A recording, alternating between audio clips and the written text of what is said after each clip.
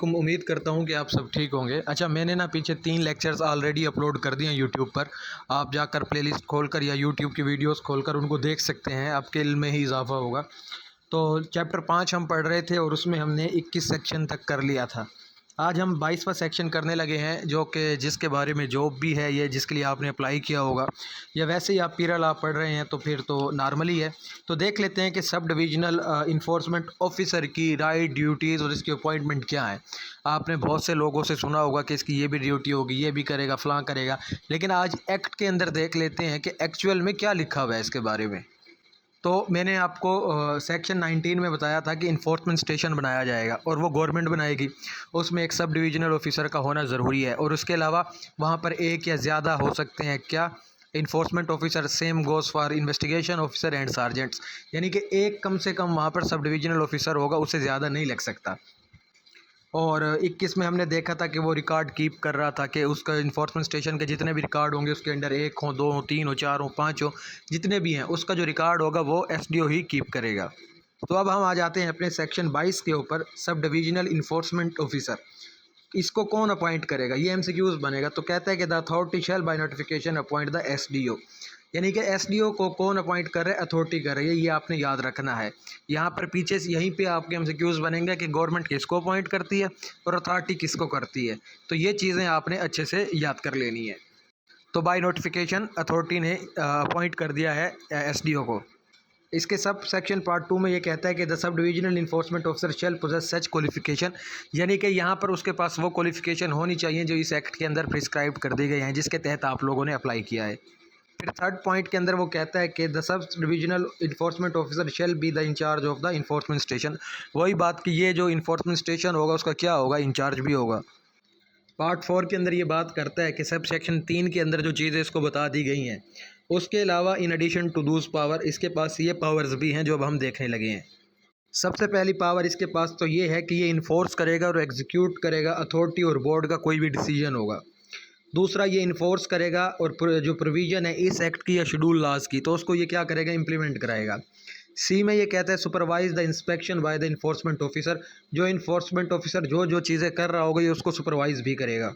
फिर डी के अंदर कहता है कि ये समन्स कर सकता है, इशू कर सकता है नोटिस को ऑफेंडर्स को और उन कंसर्न पर्सनस को जो किसी भी मैटर से रिलेट होंगे। फिर ई में कहता है कि ये इनिशिएट कर सकता है, कंडक्ट कर सकता है, फैसिलिटेट कर सकता है इंक्वायरीज़ को, जो कि एचओ भी कर रहा था। एचओ अपनों से नीचे वालों की कर रहा था और ये अपनों से नीचे वालों की करेगा, जिसमें इन्फोर्समेंट ऑफिसर होंगे, इन्वेस्टिगेशन ऑफिसर होंगे, सार्जेंट्स होंगे, स्पोर्ट्स स्टाफ होगा वगैरह, जो भी इसके नीचे आएगा। एफ पॉइंट बड़ा ही अहम पॉइंट है, वो पूछ सकता है कि इसका जो सब सेक्शन 4 है 22 का, उसके कौन से फर्दर सेक्शन के अंदर इसको एफआईआर रजिस्टर करने की पावर है।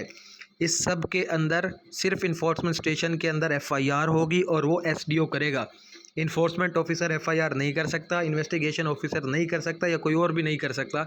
इन्फोर्समेंट स्टेशन का इंचार्ज कौन है, एसडीओ है, तो वो एफआईआर करेगा एफ पॉइंट के अंदर।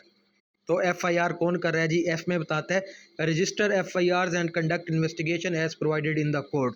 और अरेस्ट भी ये कर सकता है, ठीक है, अरेस्ट बाकी भी कर सकते हैं लेकिन एफआईआर सिर्फ ये इनिशिएट करेगा।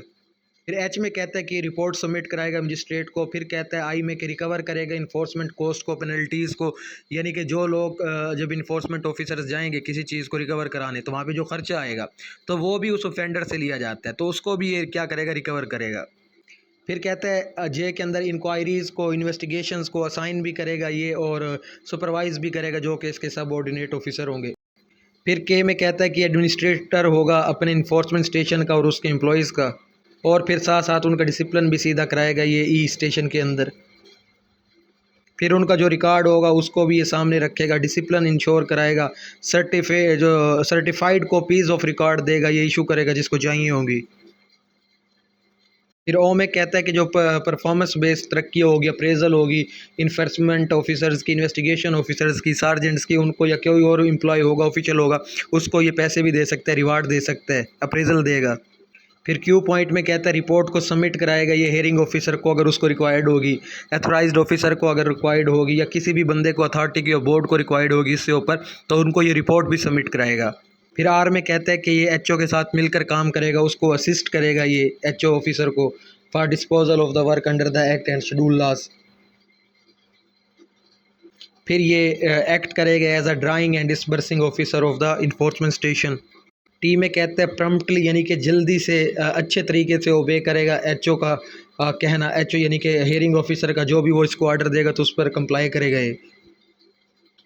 फिर यू में कहते हैं कि ये इन्फोर्समेंट ऑफिसर के अपने पूरे एरिया के अंदर जो उसके जुरिडिक्शन में आता है इन्फोर्समेंट स्टेशन की जो है वहाँ पे ये एज अ इन्फोर्समेंट ऑफिसर भी काम कर सकता है अगर इसको स्पेसिफिकली एम्पावर कर देगी अथॉरिटी या बोर्ड। फिर वी पॉइंट में यही कहता है कि exercise such other powers and perform such other function जो कि उसको असाइन कर देगी कौन जी अथॉरिटी या बोर्ड। फिर कहता है कि कोई एंसिलरी फंक्शन हो गए, ठीक है, डब्ल्यू के अंदर एक्सरसाइज करेगा उस सच पावर्स को फंक्शंस को। तो इसमें जो अभी तक एमसीक्यूज बना है वो ये है कि वो पूछ सकता है कि जो इन्फोर्समेंट स्टेशन होगा उसके अंदर कितने एसडीओ होंगे, तो एक होगा। उसका स्केल कितना होगा जी 16 होगा। इंचार्ज कौन होता है इन्फोर्समेंट स्टेशन का, तो वो एसडीओ ही होता है। और ये आ सकता है कि इसको अपॉइंट कौन करता है, इसको अथॉरिटी अपॉइंट करती है। फिर साथ में ये पूछ सकता है कि एफआईआर कौन इनिशिएट कर सकता है, तो एफआईआर ये इनिशिएट कर सकता है। तो इसमें से सिर्फ यही 4-5 एमसीक्यूज बन सकते हैं, बाकी आप एक नज़र देख लेना, हो सकता है कि वो पूरी चीज़ उठाकर दे दे तो आपके लिए ईजी रहेगा। अब 23 सेक्शन के अंदर हम पढ़ने लगे हैं इन्फोर्समेंट ऑफिसर। तो अच्छा, जो ऊपर हमने पावर्स पढ़ी है ना, आधी से ज़्यादा पावर्स इसके पास होंगी और रिपीट होंगी, तो आपने खुद नोट कर दें कि कौन सी रिपीट हो रही है कौन सी नहीं हो रही, ठीक है। तो अब पहला तो ये है कि इन्फोर्समेंट ऑफिसर को अपॉइंट कौन करेगा। The authority shall by notification appoint करेगी इन्फोर्समेंट ऑफिसर्स को। एक भी कर सकती है या एज मैनी कर सकती है जो कि रिक्वायर्ड होंगे उस एरिया के अंदर।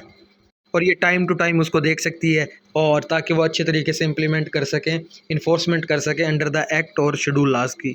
बी में कहते हैं उनकी क्वालिफिकेशन वही होनी चाहिए जो कि प्रिस्क्राइब कर दी गई है इस एक्ट के तहत।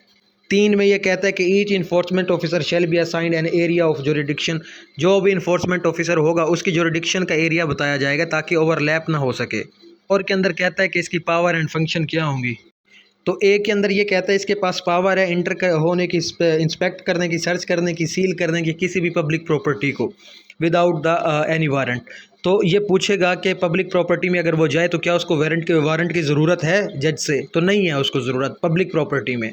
बस इतना ही काफ़ी है कि वो अगर ये बिलीव करता है कि यहाँ पे कोई ऑफेंस हुआ है या होने वाला है तो उसको प्रिवेंट करने के लिए या जो चीज़ हो गया है उसको छुड़ाने के लिए, ठीक करने के लिए ये प्रिवेंटिव मेजर्स जो ये ले सकता है।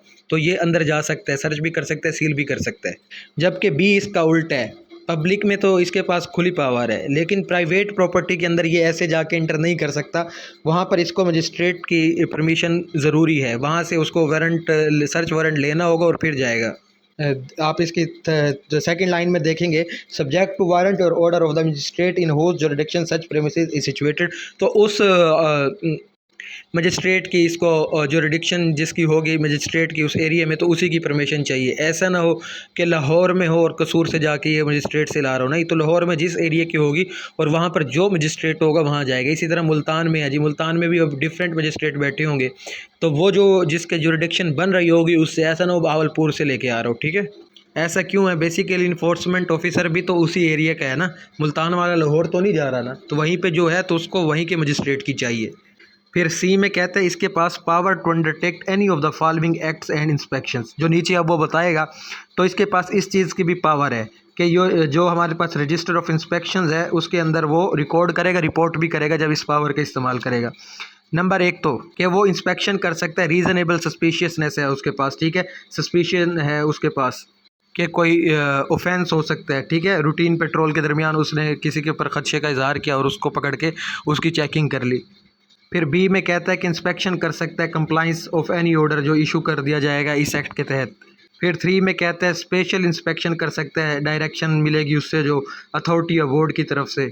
और to collect any electronic evidence for investigation, ताकि वो कोई इलेक्ट्रॉनिक एविडेंस भी ले सकता है for the purpose of this act. और में कहता है कि ये विसल ब्लोवर जो होता है, मुखबरी जो होता है, उससे इंस्पेक्शन कर सकता है और रीज़नेबल क्रेडिबल इंफॉर्मेशन भी कलेक्ट कर सकता है ताकि फर्दर इंक्वायरी कर सके। इसके साथ साथ power to stop, inspect, search and any vehicle और अ पर्सन, किसी भी गाड़ी को ये रोक सकता है, किसी भी पर्सन को रोक सकता है और उसकी चेकिंग कर सकता है। फिर साथ में ये कहता है कि सीज़ कर सकता है किसी भी आइटम को, गुड्स को, आर्टिकल को, किसी भी प्रॉपर्टी को, ठीक है। और जब ये चीज़ कर लेगा तो उसको रजिस्टर ऑफ सीज्ड आइटम्स के अंदर क्या करेगा जी, लिखेगा, लिस्ट करेगा कि मैंने ये चीज़ें की थी। तो यहाँ पे एमसीक्यूज़ ये बन सकता है कि जब वो किसी भी गुड को, आर्टिकल को या प्रॉपर्टी को या किसी भी चीज़ को जब सीज़ करेगा तो उसको कहाँ लिस्ट करेगा, तो रजिस्टर ऑफ सीज्ड आइटम के अंदर। 8 में कहता है इसके पास ये पावर है कि ये किसी भी ऑफेंडर को क्या कर सकता है, अरेस्ट कर सकता है। फिर उससे नेक्स्ट में कहता है कि power to use reasonable force का इस्तेमाल कर सकता है, यानी कि किसी बंदे को पकड़न गया और उसने क्या कर दिया जी, फोर्स का इस्तेमाल किया, तो ये भी फोर्स का इस्तेमाल कर सकता है, रिटेलिएट बैक कर सकता है ये। 10 में कहता है कि एविडेंस ये कलेक्ट कर सकता है through the modern means like electronic means और मॉडर्न डिवाइसेस के ज़रिए ये क्या करेगा, कलेक्ट कर सकता है एविडेंस को, यानी कि इसने कोई कैमरा लगा रखा होगा, वीडियो बना लेगा ताकि एविडेंस क्या हो, रिकॉर्ड हो जाए। फिर 12वें में कहता है वो एक्सरसाइज कर सकता है एनी और all power interested to an inspector, जो एक इंस्पेक्टर को पावर दी जाती है तो उसको ये क्या कर सकता है, यूज़ कर सकता है, ठीक है। या आप किसी भी डेजिग्नेटेड ऑफिसर की, अथोराइज्ड ऑफिसर की, या किसी भी इन्फोर्समेंट ऑफिसर की, या कोई भी डिफरेंट नाम दिया गया हो शेड्यूल लाज के अंदर, मुख्तलिफ शेड्यूल लाज हैं, वहाँ पर कोई इसको इन्फोर्समेंट ऑफिसर कह रहा होगा, कोई इंस्पेक्टर कह रहा होगा, कोई अथोराइज्ड ऑफिसर कह रहा होगा, तो वो उसकी भी पावर ये इन्फोर्समेंट ऑफिसर्स क्या करेगा, यूज़ कर सकता है। फिर 13वें पॉइंट में कहता है कि ये भी इशू कर सकता है नोटिस और समन कंसर्न पर्सनस को भी या ऑफेंडर्स को भी। तो 14वें में ये भी क्या कर सकते हैं जी, किसी भी पावर है इसके पास to initiate and conduct an inquiry, तो इससे नीचे जो बंदे हैं उनके खिलाफ ये इनिशिएट भी कर सकते हैं और कंडक्ट भी कर सकता है, किस चीज़ को जी, इंक्वायरी को। फिर 15 में कहता है कि ये इम्पोज कर सकता है फ़ाइन किसी भी ऑफेंडर के ऊपर जो कि प्रोवाइडेड है इस एक्ट के अंदर या शेड्यूल लॉ के अंदर या किसी भी, लेकिन वो करेगा पिक्यूनरी लिमिटेशन के अंदर, जितनी चीज़ें बयान कर दी गई हैं, यानी कि वो 5,000 का अगर फ़ाइन लगा सकता है ई ऑफिसर तो वो उतना ही लगाएगा, ज़्यादा नहीं लगाएगा। और लास्ट पॉइंट में कहता है एनी अदर पावर और फंक्शन कॉन्फर्ड और डेलीगेटेड अंडर दिस एक्ट और शेड्यूल लॉ और एज में बी प्रिस्क्राइब्ड, कि कोई भी पावर उसको दे दी जाती है, एक्स्ट्रा डेलीगेट कर दी जाती है शेड्यूल लॉ के तहत या इसी एक्ट के तहत। तो 5वां बड़ा अहम है और एमसीक्यूज़ बन सकता है कि वो जब ये सब पावर इंजॉय कर रहा होगा, अब किसी चीज़ को वो सील करने गया, इंक्वायरी कर रहा है, तो कहता है कि उसके लिए ज़रूरी है कि वो क्या करेगा, वेयरिंग अ बॉडी कैमरा, तो बॉडी कैमरा उसकी वर्दी के ऊपर लगा हुआ हो ताकि जिससे वो बात कर रहा है, जो हरकत कर रहा है वो रिकॉर्ड हो, और उसके अंदर ऑडियो वीडियो दोनों बननी चाहिए। ऐसा ना हो कि ऑडियो बंद कर दे और कह रहा हो कि लवा दे जी 500 रुपये मैनू लवा दे, वो 500 दे दे और वो रिकॉर्ड ही ना हो, ठीक है, बाद में कहे कि ये तो मैंने फ़ाइन लगा दिया था फलां, तो उसकी ऑडियो वीडियो भी आनी चाहिए, जो वीडियो बन रही है उसकी ऑडियो भी आनी चाहिए कि पता तो लगे बात क्या हो रही थी। अब नेक्स्ट सेक्शन है, उसमें कहते हैं conferment of additional power by the government, यानी कि गवर्नमेंट अब ये पावर्स तो हैं जो हमने पढ़ी हैं, इसके अलावा भी एडिशनल पावर दे सकती है सब डिविजनल ऑफिसर को और इन्फोर्समेंट ऑफिसर को, ठीक है। वो किसकी पावर है जी, पुलिस की पावर इनको मिल सकती है, ठीक है। एसडीओ या इन्फोर्समेंट ऑफिसर को पुलिस की पावर क्या है जी, कन्फर्ट हो सकती है जी, इसके अंदर मिल सकती है उनको। यही बात हो रही है कि द गवर्नमेंट में by notification confer any other power of a police not being the power mentioned in this chapter, जो इस चैप्टर के अंदर अगर मेंशन नहीं है तो वो पावर्स भी गवर्नमेंट अगर चाहे तो दे सकती है इन लोगों को। अब हमने पावर एंड फंक्शन तो देखे थे इन्फोर्समेंट ऑफिसर्स के, अब उसकी ड्यूटीज़ भी देख रहे हैं क्या, यही इसकी ड्यूटीज़ होंगी, उल्ट करते जाएं। तो 25 है कि ड्यूटीज़ ऑफ इन्फोर्समेंट ऑफिसर, कह रहा है in exercise of powers and function under the act it shall be duty of every enforcement officer, power and function के अलावा उनकी ड्यूटीज़ क्या हैं जी, वो भी देख लेते हैं। कहता है enforce law specified in schedule and prevent the commission of violation और ऑफेंसेस, कि जो शेड्यूल लॉ के अंदर लॉज हैं या ये एक्ट है इसको ये इन्फोर्स कराएगा, किसी भी ऑफेंस को होने से रोकेगा, उसकी वायलेशन को रोकेगा, ठीक है।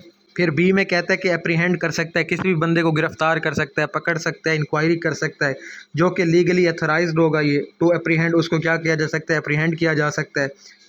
और उसकी अप्रीहेंशन की क्या होगी जी, एक लीगल ग्राउंड का मौजूद होना ज़रूरी है, ऐसा नहीं है कि किसी ज़ाती दुश्मनी हो किसी के साथ और उसको जाके पकड़ लिया। फिर सी में कहता है कि एसडीओ की तरफ से जो भी उसको हुक्म मिलेगा तो उसको ओबे करेगा, प्रम्प्टली एग्जीक्यूट करेगा ऑल द ऑर्डर। एसडीओ कर रहा था एचओ के ओबे कर रहा था और प्रम्प्टली एग्जीक्यूट कर रहा था, अब एसडीओ के कौन कर रहा है जी, इन्फोर्समेंट ऑफिसर कर रहा है। फिर डी में कहता है कि aid and cooperate with the other agencies of the prevention of offences, तो कोई और जो वहाँ पे एजेंसी है लाइक पुलिस हो गई, फूड की हो गई, हेल्थ की हो गई, रेवेन्यू की हो गई, कोई भी एजेंसी वहाँ पे काम कर रही है तो उनके ऑफेंसेस को रोकने में ये हेल्प करेगा, ताकि उनके ऑफेंसेस से मुराद ये कि कोई ऑफेंस होने वाला है तो उनको हेल्प चाहिए तो ये जाके उनसे हेल्प लेगा, उनकी हेल्प भी ले सकता है और उनकी हेल्प बैक भी कर सकता है। अब एक अहम बात है इसमें एमसीक्यूज़ बन सकता है कि provided at all action taken by E officer specially investigation arrest या इन्वॉल्विंग इन द अरेस्ट। तो ये कहता है कि जब ये इन्फोर्समेंट ऑफिसर अरेस्ट करेगा तो ये हेयरिंग ऑफिसर को लाजमी बताएगा, लेकिन उससे पहले बताएगा सब डिविजनल ऑफिसर को, और वो रिपोर्ट करेगा एचओ को कि इसने फलां बंदे को गिरफ्तार किया है। अब है investigation officer, 26 section investigation officer. अब इसको देख लेते हैं कि इसको अपॉइंट कौन करता है। तो जी इसको भी अथॉरिटी ही अपॉइंट करती है। एसडीओ को भी अथॉरिटी ने किया, इन्फोर्समेंट ऑफिसर को भी अथॉरिटी ने किया, और आईओ ऑफिसर को भी अथॉरिटी ही कर रही है। और ये एक को अपॉइंट करे या मैनी को करे उस सर्विस स्टेशन के ऊपर, सॉरी इन्फोर्समेंट स्टेशन के ऊपर, जो उनको अप्रोप्रिएट लगेगा। दूसरे में कहता है कि इनके भी ऑफिसर जो हैं उसके पोजेस करेंगे वो क्वालिफिकेशन एज में भी प्रिस्क्राइब्ड, जो कि प्रिस्क्राइब कर दी गई है। तो इनके पास कुछ ये फंक्शंस होंगे। थर्ड पॉइंट में ये कहता है, तो जो पीछे फंक्शन थे ना उसके पास इन्फोर्समेंट ऑफिसर के, तो तकरीबन उसी के इसके पास भी सेम टू सेम वही फंक्शन है। लाइक के वो भी, उसके पास पावर टू इंटर थी, इंस्पेक्ट थी, सर्च थी, सील थी, पब्लिक प्रॉपर्टी की इसके पास भी है। ठीक है, पब्लिक प्रॉपर्टी में ये दोनों इंटर कर सकते हैं विदाउट वारंट। तो बी में कहता है कि जो प्राइवेट प्रॉपर्टी है तो उसको भी जुरिडिक्शन वाले जो मजिस्ट्रेट थे उसकी इजाज़त की ज़रूरत थी, इसको भी ज़रूरत है। तो सेम दोनों पॉइंट दोनों के सेम हो गए। सी में कहता है इसके पास पावर टू स्टॉप है, इंस्पेक्ट है, सर्च है, कॉन्फिस्केट है any vehicle for the purpose of this act और शेड्यूल लॉ। उसके पास भी ये सारी पावर थी। वो किसी भी व्हीकल को, पर्सन को स्टॉप कर सकता था, किसी प्रॉपर्टी को कॉन्फिस्केट कर सकता था, लाइक उसको कब्जे में ले सकता था। तो ये भी वो चीज़ें कर सकता है। डी में वो भी इशू कर रहा था नोटिस एंड समन्स, तो ये भी कर सकता है कंसर्न पर्सन्स को इशू नोटिस एंड समन्स। तो ये सीज कर सकता है किसी भी आइटम को, गुड्स को, आर्टिकल को, प्रॉपर्टी को that is used in or in a relevant to prove the commission of a violation or offence, जो कि क्या करे जी, ऑफेंस किया, उसने कोई वायलेट किया हो तो उनकी चीज़ों को ये क्या कर सकता है, जब्त कर सकता है। वो भी कर सकता था इन्फोर्समेंट ऑफिसर। तो वो भी एक ऑफेंडर को अरेस्ट कर सकता था, ये भी एक ऑफेंडर को अरेस्ट कर सकता है, लेकिन ये दोनों एफआईआर नहीं कर सकते। एफआईआर इनिशिएट कौन करता है? एसडीओ करता है, जो कि इंचार्ज है इन्फोर्समेंट स्टेशन का। फिर जी में कहता है पावर है इसके पास किसी भी पर्सन को रीजनेबल ग्राउंड के ऊपर, सस्पिशन के ऊपर क्या कर सकता है जी, उसको सर्च कर सकता है। हो सकता है वो किसी ऑफेंस के अंदर क्या हो, इन्वॉल्व हो। कहता है provided that the article may only be seized if it reasonably appear to be suspicious, क्योंकि उसका कोई आर्टिकल है, कोई सामान है, तब ही आप उसको सीज कर सकते हो जब वो वाकई रीजनेबली ग्राउंड के ऊपर प्रूव हो रो, कि शक हो रो कि हाँ यार ये कोई ऑफेंस हो रहा है या वायलेशन हो रही है। ऐसे नहीं है किसी भी मुंह उठा के आप सीज कर दोगे। फिर कहता है कि provided further the detail of the article and ground for seizure shall be listed in register in the prescribed form and receipt issued to the person. कहता है कि फिर जब आप ये चीज़ उसको सीज़ कर लोगे, उसके सामान को, एक ग्राउंड चाहिए उसका। उसके बाद आपने जब उसको सीज़ कर लिया तो आप उसको एक प्रॉपर रजिस्टर के अंदर लिस्ट करोगे और उसकी सीट बना के उस बंदे को दे दोगे कि हमने आपका ये सामान, ये चीज़ें कब्जे में ली हैं, ताकि अगर वो बाद में जाके कोई फाइल रिप्रेजेंट करे एचओ के सामने तो उस रसीद को दिखा सके कि इन्होंने वाकई में मेरे सामान कब्जे में ले रखा है। फिर एच में कहता है कि जी power to use reasonable force in case of retaliation or obstruction in performing their function, कि ये जो अपने फंक्शन को परफॉर्म कर रहे हैं, अगर कोई फोर्स करेगा, रिटेलिएट करेगा, ऑब्स्ट्रक्शन काज करेगा, तो ये भी रिटेलिएट बैक कर सकते हैं, फोर्स का इस्तेमाल कर सकते हैं। सेम हमारे पास इन्फोर्समेंट ऑफिसर भी कर रहा था, एसडीओ भी कर रहा था। आई में कहता है कि इनके पास पावर है to collect evidence through electronic means and modern devices. वो भी electronic means and modern devices से क्या एविडेंस ले रहा था, मैंने आपको बताया, ताकि करप्शन ना हो सके, ट्रांसपेरेंसी हो सके, अकाउंटेबिलिटी हो सके। ठीक है, तो ये इलेक्ट्रॉनिक रिकॉर्ड चाहिए, एविडेंस चाहिए। जे में ये इंपॉर्टेंट बात है कि power to file complaint and get the FIR registered at the enforcement station under the code, कि इन्फोर्समेंट स्टेशन के अंदर ये कंप्लेन फाइल करेगा कि फ़लाँ बंदे के ऊपर एफआईआर दे दो। फिर जब इंचार्ज साहब आएंगे, एसडीओ साहब आएंगे, तो वो एफआईआर को क्या कर देंगे जी, फाइल कर देंगे। फिर के में कहता है कि ये इनिशिएट कर सकता है इंक्वायरीज़ को on the behalf of initiating authority. कोई भी अथॉरिटी क्या करे जी, किसी भी चीज़ को इनिशिएट कर रही हो तो ये इसको फर्दर इनिशिएट करेगा, इंक्वायरी को आगे बढ़ाएगा। फिर फोर में वही मशहूर ज़माना बात जो हर जगह लिखी हुई है कि अगर इसको कोई अथॉरिटी या बोर्ड शेड्यूल लॉ के तहत या इस एक्ट के तहत कोई और मज़ीद पावर डेलीगेट करते हैं तो ये उसको भी इंजॉय कर सकता है, परफॉर्म करेगा। 27 में कहता है कि सार्जेंट, अब सार्जेंट को कौन कर रहा है, अपॉइंट अथॉरिटी कर रही है। देखो इन्फोर्समेंट स्टेशन के अंदर जितने भी बंदे लगे हुए थे स्पोर्ट्स स्टाफ को हटा के, सब को अथॉरिटी ने अपॉइंट किया। एसडीओ को अथॉरिटी ने किया, इन्फोर्समेंट ऑफिसर को किया, इन्वेस्टिगेशन ऑफिसर को किया, और अब सार्जेंट को भी अथॉरिटी अपॉइंट कर रही है। As many sergeant for each enforcement station के ऊपर वो लगा सकती है जितने उनको अप्रोप्रिएट लगेंगे। फिर बी में कहता है कि उसकी जो पोजेस है सच क्वालिफिकेशन वो प्रिस्क्राइब कर दी गई है, उस पर उसको पूरा उतरना ज़रूरी है। फिर वो कहता है कि सार्जेंट के पास फॉलोइंग पावर एंड फंक्शन का होना ज़रूरी है। अब वो ज़रूरी है कह रहा कि उसको मिली है ये पावर। वो क्या है जी? असिस्ट करेगा ये अपनी ऑफिसर्स को, एम्प्लॉयज़ को जो इन्फोर्समेंट करेंगे इस एक्ट के, लाइक इन्वेस्टिगेशन ऑफिसर की ये मदद करेंगे, असला वगैरह इनके पास होगा, कैरी वेपन कर सकते हैं ये, ठीक है। इन्फोर्समेंट ऑफिसर की ये मदद करेंगे, एसडीओ की मदद करेंगे। फिर बी में वही बात करता है कि ये कैरी करेंगे वेपन्स को as prescribed under the rule. फिर सी में कहता है कि perform any other function as may be prescribed, ये कोई और फंक्शन भी ये परफॉर्म कर सकते हैं जो कि प्रिस्क्राइब्ड होगा शेड्यूल लॉ में या इस एक्ट के अंदर।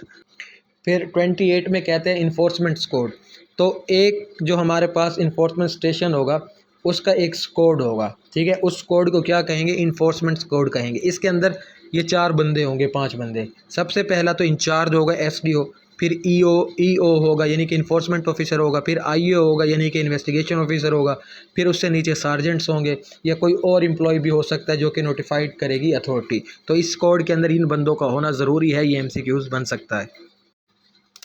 अब 29 में कहते हैं एडमिनिस्ट्रेशन ऑफ द स्कोड, कि कौन एडमिनिस्ट्रेटर होगा, कौन इसकी क्या करेगा जी, सरबराही करेगा या इसको कंट्रोल करेगा।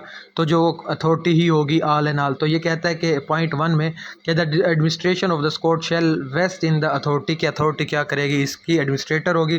फिर जो हमारे पास हमारा डीजी है जी, डायरेक्टर जनरल है, जो कि सेक्रेटरी भी है अथॉरिटी का, जो हमारा बोर्ड बना था उसका, तो वो भी क्या करेगा, उसके पास भी वो पावर होंगी एडमिनिस्ट्रेटर एडमिनिस्ट्रेशन की, जो कि उसको अथॉरिटी देगी। यानी कि हमारे पास जो हमारा डायरेक्टर जनरल है उसके पास भी एडमिनिस्ट्रेशन की पावर है, जो कि वो पावर होंगी जो उसको अथॉरिटी देगी। थर्ड में कहता है जो मेंबर हैं इसके इस कोड के, वो भी उन पावर्स को और एक्सरसाइज करेंगे जो कि अथॉरिटी ने उनको दी होगी, जो कि हमने पीछे पढ़ ली हैं। फिर 30 के अंदर कहता है प्रोसिक्यूटर, कहता है कि एवरी जो हमारा इन्फोर्समेंट स्टेशन है वहाँ पर एक प्रोसिक्यूटर का होना ज़रूरी है, पब्लिक प्रोसिक्यूटर का। अगर वो वहाँ नहीं है तो फिर हम उसको डेप्यूट करेंगे, बुलाएंगे कहाँ से, पब्लिक फिर उसको हम बुलाएंगे जी the public prosecution department of the government. तो वहाँ से हम उसको बुलाएंगे कि यार आप यहाँ पे आ जाओ जब तक हम अपने नहीं लगा लेते। तो वो फंक्शन परफॉर्म करेगा, वही फंक्शन परफॉर्म करेगा जो कि प्रिस्क्राइब कर दिए गए हैं इस एक्ट के अंदर। तो हमने पहले 30 इसके जो सेक्शंस हैं अच्छे तरीके से पढ़ लिए हैं। ये सिर्फ 50 तक थोड़ी लेंथी हैं, 50 के बाद सारे एक ही लेक्चर में कवर हो जाएंगे, छोटे छोटे होंगे, ठीक है।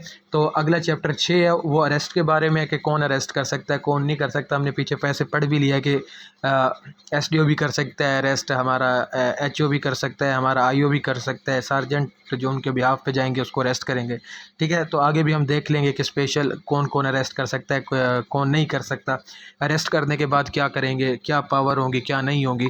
तो ये सब चीज़ें हम अगले लेक्चर में पढ़ेंगे। तो जब हम 50 सेक्शंस कर लेंगे तो मैं आपको एक टेस्ट लूँगा, एक क्विज़ लूँगा, ताकि पता लगे कि आप कितने अच्छे तरीके से इसकी तैयारी कर रहे हैं या नहीं कर रहे। तो उम्मीद है आपको ये सीरीज़ पसंद आ रही होगी। कुछ अल्फाज आगे पीछे हो जाते हैं क्योंकि पढ़ाते हुए ये चीज़ नेचुरली है। तो उम्मीद है आपको चीज़ पसंद आ रही होगी। Good luck, thank you so much.